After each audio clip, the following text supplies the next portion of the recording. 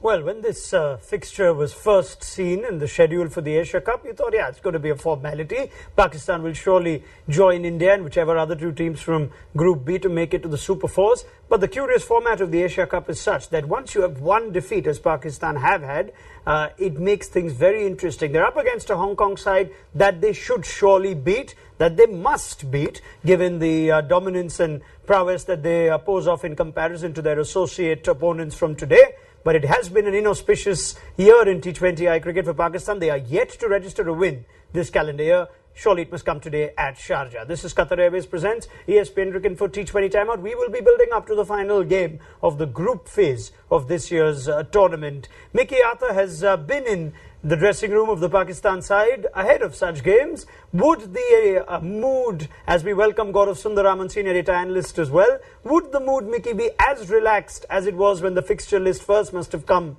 to the teams as it would be now after they've lost the toss in Sharjah? They're going to be batting first again, and they know that any slip up today is fatal for their chances in the tournament. Yeah, look, there's never a relaxed atmosphere on the building up to an international game. They'll be keen to put in a really good performance today. They'll be keen for some of their players to get some form ahead of what is likely to be a pretty long Asia Cup for them. So they'll be wanting to turn in a really, really good professional, clinical performance today. But they'll be on their edge because they know they need to step up and they know they need to perform. Only the second game at Sharjah in this year's Asia Cup. We saw the Bangladesh-Afghanistan game. GS, I wonder what we can take away from what the captain said at the toss. Nizakat Khan has won it, said they're going to bowl again. They bowled particularly well for 12 overs or so against India. On the other hand, Babar Azam says we would have batted first anyway, in spite of what we spoke of in that India-Pakistan game and Pakistan's challenges, batting first, the template, etc. He says he would have batted first as well. Thoughts? Very interesting. Maybe Pakistan want to challenge themselves by batting first. That could be one reason. The other reason is that the pitch is slowing down a bit. We saw that Bangladesh bowled extremely well the other night, and it was just a matter of one innings there which kind of changed the match. So maybe Pakistan are backing their bowlers to kind of defend, and also Pakistan's strength has been their bowling, I would say, going into this game. So they would back their team to kind of defend anything.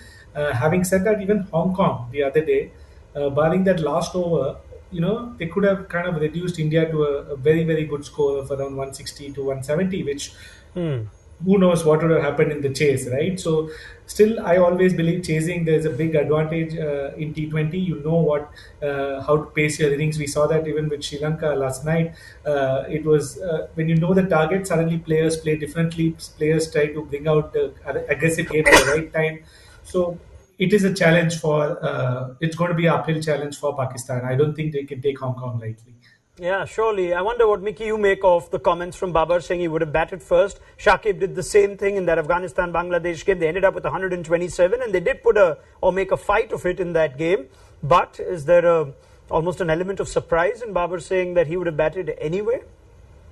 I think the only way Babar would have batted was obviously runs on the board.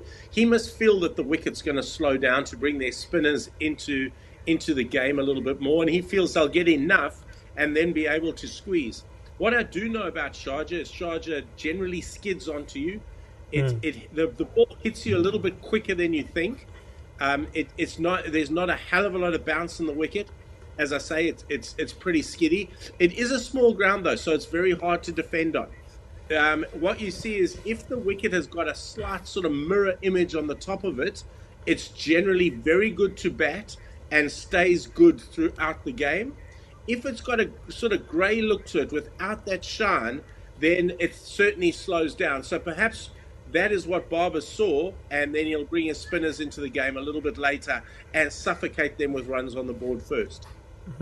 Very well. Time will tell if indeed bowling first today is an advantage. But the teams are fit and raring to go. The same 11s for both sides. No changes then for that Pakistan side that's had almost 5 days to heal mentally, physically with the scars and injuries and aches and pains and cramps of what happened against India. We saw Haris Rav come up with cramp. Naseem Shah broke down with cramp. Mohammad Rizwan in the second innings after batting for a decent amount of time in the first also struggled with the wicketkeeper bat. But all of them seem to have recovered fully. So it is the same team. Mickey, we were curious if Usman Qadir would get a game. We know that Sharjah does favour slow bowling of the spinners in recent times. But Pakistan have gone with their same side. Does that make sense to you? It does make sense to me. I think they obviously see that as their best six batsmen. They'll want Fakhar Zaman, Iftikhar Ahmed, Kustal Shah and Asif Ali to get a little bit of form. And I think that you've got one wrist spinner already in Shadab Khan. And Mohammad Nawaz is a very good performer. I always think that you need a wrist spinner and you need a finger spinner, particularly in Sharjah where the finger spinners skid on a little bit.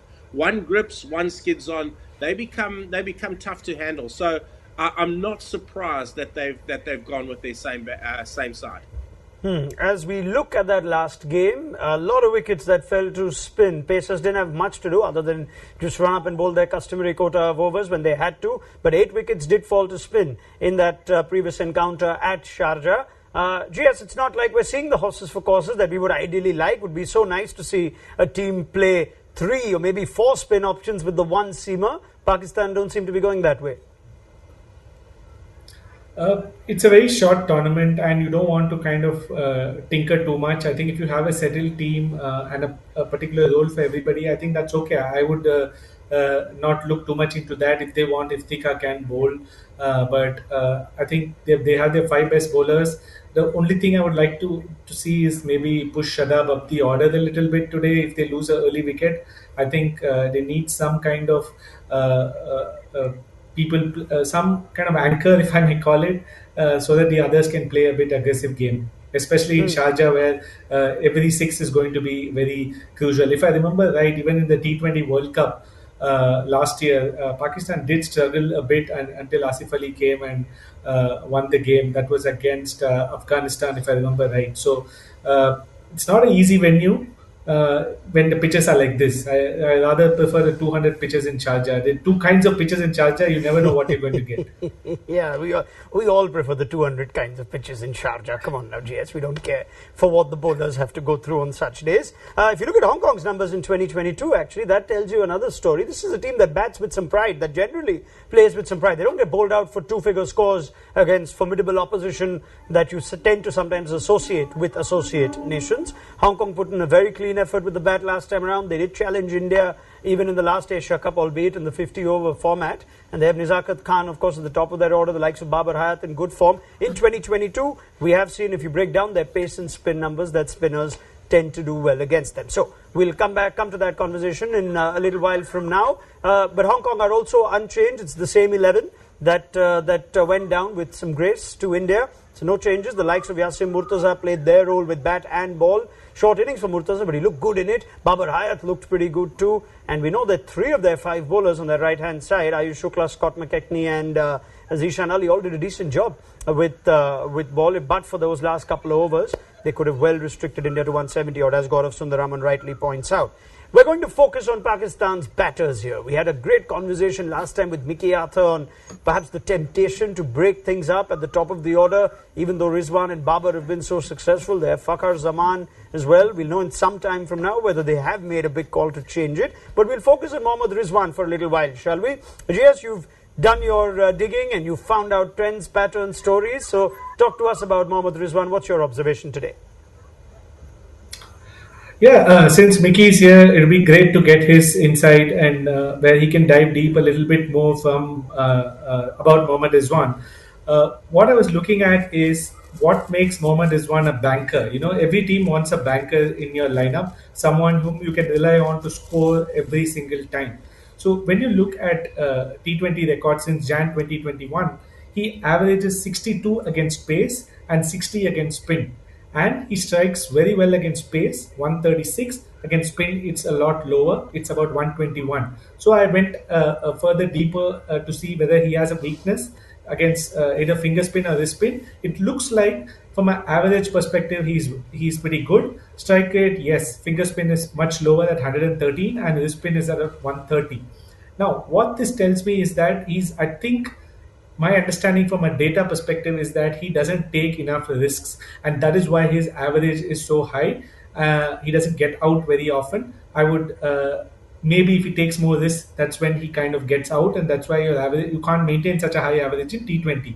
Just one more very interesting observation, Raunak, about Rizwan. He must be one of the rare players to have a middle phase strike rate much lower than the power play strike rate. Usually, as batters move on in their innings, they tend to get a bit faster. Look at his death over strike rate. It's amazing. It's at 195.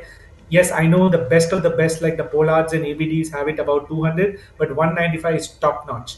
But for that, you need to give him those 15, 16 overs for him to bat at 126 each.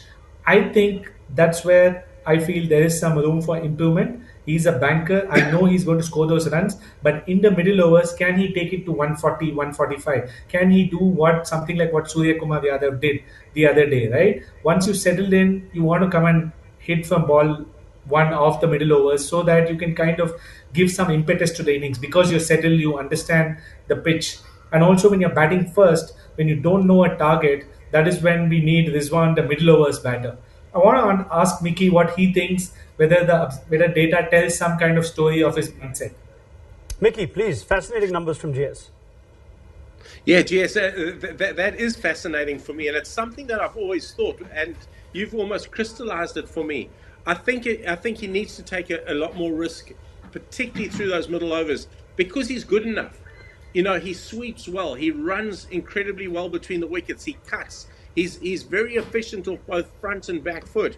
There's no reason why he can't up that middle over strike rate to something like 140, because he definitely is good enough. The only thing I think that perhaps might restrict him and compound him in that is perhaps the role clarity that he's been given. Perhaps they've wanted him to take the innings just a little bit deeper and have the guys hitting around him.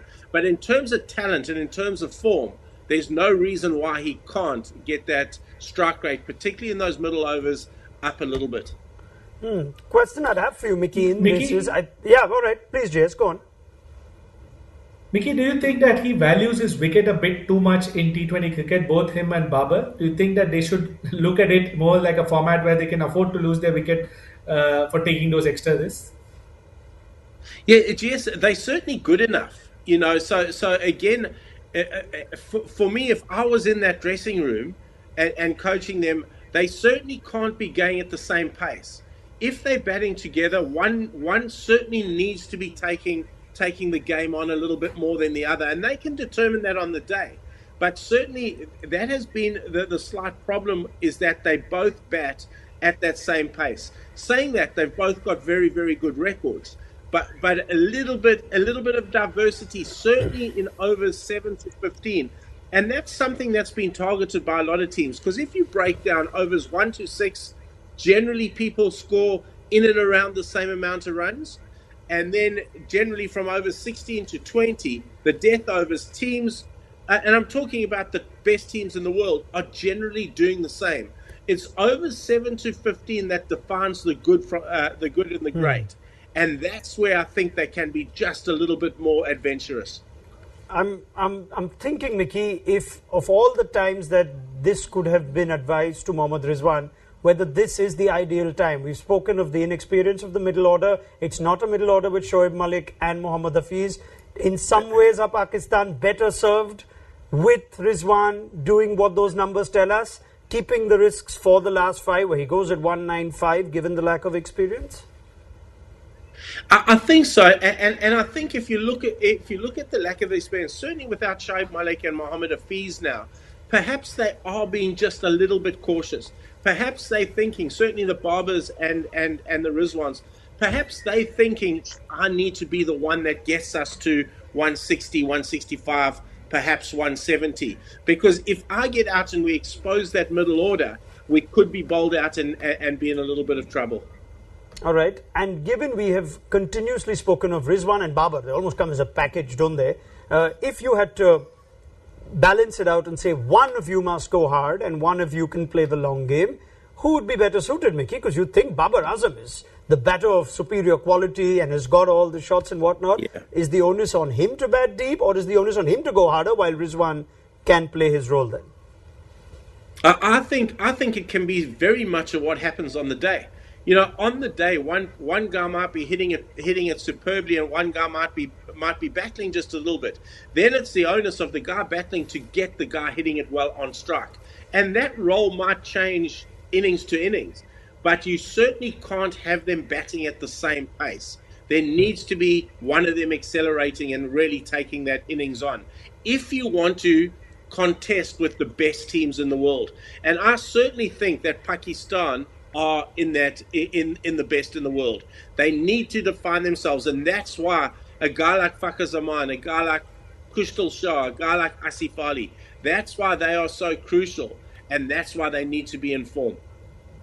Very well. We did feel like we didn't quite see their batting resources used to the full with the approach that they've taken in some games. They weren't readying themselves up for it. Last game, of course, was where India's bowlers did put a spinner web around them in the middle overs. Let's look at another interesting observation that GS has dug out, this time from a bowling point of view. What have you got for us for Shadab Khan, GS? With respect to Shadab Khan, he's had a very good year or two over the last couple of years. So when you look at Pakistan spinners this year, he's been one of the top-notch bowlers. They've been very dependent on him. His economy is only 6.5, which is actually excellent for the spinner. Usually, from an overall data perspective, economy for the spinner would be high and strike rate would be low. So he's managed to actually contain and get wickets, which is a dream for the particular team. Then I also looked at how well he does against left-hand batters and right-hand batters. The stats are pretty similar, which is again excellent for the wrist spinner. So right now, when you look at Shadab Khan, I think he's bowling at his peak. The one data point I don't have, sadly, is the speed data. That's where I would like to get Mickey's opinion. Whether is it something to do with his speed, or is it something to do with his technique? Has he changed something for him to be so effective this year? Among all the years over the last 5, this is his best year. And finally, what kind of deliveries get wickets? Leg break or googly?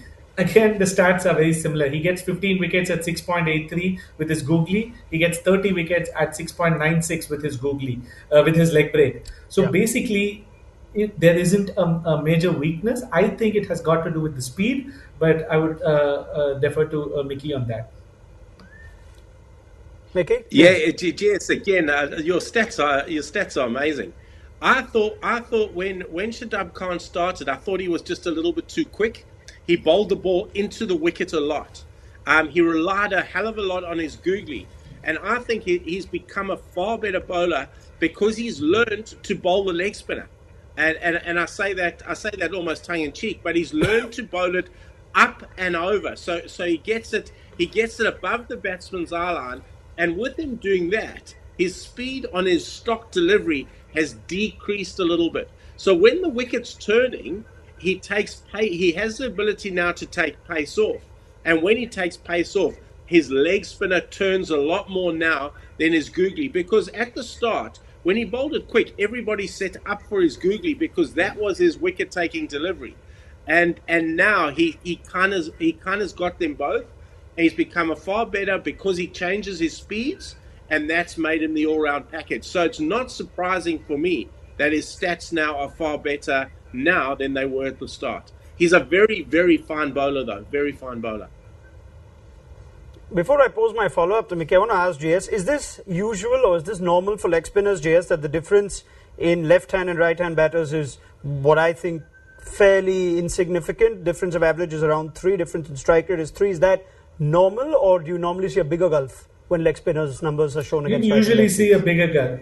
Yeah, so what is... We usually see a bigger gulf. Is he a rare commodity then, Mickey, in a way? We tend to think of the matchup and we think a number of captains don't bowl their leg spinners to left-hand batters, even though there is the googly and we know that most leg spinners should be fine to bowl to any sort of batter. But is this unusual, and what makes Shadab Khan as effective to both styles of batters?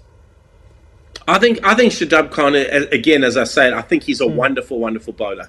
The one thing about Shadab Khan that goes under the radar is he thinks so much about his game. He's a cricket student. He understands the batsman that he's bowling at. but he also understands situations so well and reacts to those situations. He's certainly got a lot of leadership quality, and that comes out in the way he approaches and constructs his overs. Again, wonderful cricket brain. Early on, when he started again, he was a bit quicker and he relied too much on his googly. I always used to get frustrated with him because he used to go leg spinner, googly, googly, googly. I was kind of the impression, even in shorter form cricket, that I felt that he should be just a little bit more patient because his googly was the X factor ball. And if he bowled that X factor ball every ball, then that X factor diminished. And he's slowly starting to learn that now. And look, he's just going to get better and better. I'm fascinated you say that because I know a lot of leg spinners who fancy their googly. We keep talking about Ravi Vishnu, who's almost his stock ball is the googly. His leg spinner hardly turns. And we often raise the question on what's the frequency then for that ball to be potent? Can it be overdone? Can you teach this to a bowler, Mickey, even at the international level, on the frequency with which to bowl his googly and his leg spinner? Is that entirely upon him and his experience and his education? No, well, as a coach, you kind of try and teach him through that. You kind of sit down with him and you'll analyze a spell that he's bowled and you'll say, look, your X factor is not becoming your X factor anymore simply because you're bowling it too much. So people start reading it, and then they've got to understand how best to construct an innings. Because if their googly's really good, you don't have to turn your leg spinner or your stock ball that much. Even if it goes straight on, it provides enough variation to get wickets or to play a little bit with the batsman's feet. So you've got to teach them that, and then ultimately that becomes sort of intuitive in the way they go about constructing an over. Shadab Khan now is at the powers of that. He understands what needed in any situation and what ball's going to be his most effective, and he gets out there, commits to it, and then delivers it. So he is now a very, very mature cricketer who understands the situation and understands when he needs to bowl his best ball. Okay, fascinating. From GS, from Mickey Arthur. I must ask Mickey one last thing. This might come as a slightly offensive question to a class of cricketers, but I've generally heard a number of my analysts on our show say most of the spinners they work with, very intelligent, thinking cricketers, they don't say that as much about the faster bowlers. So is that a stereotype we can make, that the spinners are generally the brighter bunch, Mickey, in all your years of experience? We'd be generalising there. I think we'd be generalising. When you talk cricket smarts, generally your spinners need to understand the game and understand the situation of the game, perhaps just a little bit more than the quick bowlers. Very well.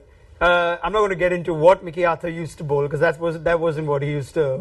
You don't want to do that. Nah, I'm not going to. Mickey can bowl the bat, and he can teach spinners a lot of things. GS and me bowl some rubbish off spin and leg spin, and that makes us thinking cricketers as well. Just letting you know, Mickey. There we go. You think that is the last that we will mention of our own cricketing credentials. We do not want to be one of those non-cricketers. All right, we leave it there, but we will ask for a first innings prediction. It's curious that there's only one game to go with in this tournament at Sharjah so far, where 127 was posted by Bangladesh. Analysis on this show at halftime and at full time of that game was if Bangladesh would have got to 140, 150, they could have seriously challenged and defended that. But for Najibullah Zadran, like GS points out, maybe Afghanistan could have fallen short of even chasing 130. I wonder what a team goes out with now, Mickey, when it comes to setting a score at Sharjah. Are we looking 150 again? I think they'll be setting up for 155 to 160.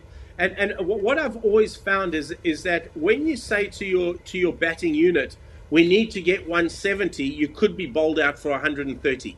But if you say to your batting unit, look, we want to get 155, generally you end up getting 170 because you finish the innings really well. So I'm suspecting Pakistan to set up at about 165 today. Do you go with that, GS?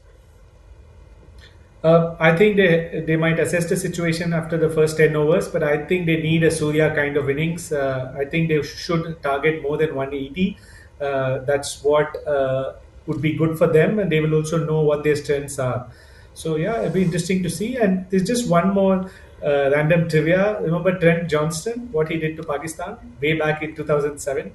So he's again the coach this time of Hong Kong. So a small bit of trivia for our Why viewers. not? Why not? Trent Johnston and all his awful Irish Trent celebrations. Johnson, that's Yeah, who can forget that? My coat is too tight. Others that do it properly. But anyway, Trent, yes, of course, the former Irish captain is now coaching Hong Kong. But let me challenge GS with a question before we sign off. If he was data analyst for Hong Kong, and from what we've seen in that game against India, they have something about them. Their spinners kept the likes of Virat Kohli and KL Rahul quiet. And they saw the mistakes they made against Surya. What would you advise them against this Pakistan batting unit, GS?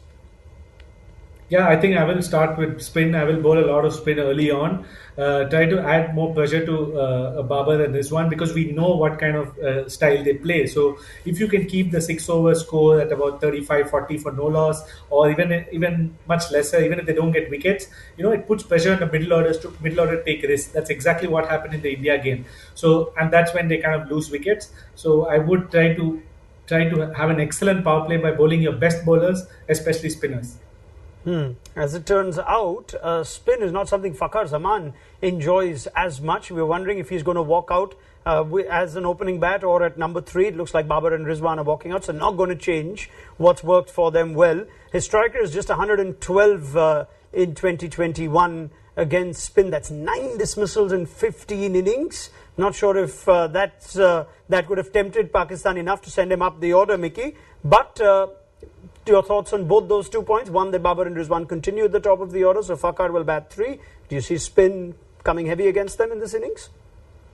I think I do, and I think that is the one way to play against Pakistan, is to bowl a lot of spin at them. They lack pace coming onto the ball, and your medium paces they'll destroy. So I think spin is the way to go against them. Fakhar Zaman doesn't generally play spin that well. He far prefers pace onto the ball. So that could be a reason. And I can't see them changing the Babar Rizwan opening combination. It's proved successful for them over a period of time. I just think that if I was in that dressing room, I would certainly pose the question, because I think Fakhar Zaman at the top of the order is a far better entity than Fakhar Zaman at number 3. Very well. We leave it there. It's a big thank you to both Mickey Atha and Gaurav Sundararaman for their time and their thoughts and their valuable insights when it came to Mohammad Rizwan as well as Shadab Khan. We'll see how spin goes against Pakistan, batting first for the second time in this Asia Cup. They just need to get the job done today.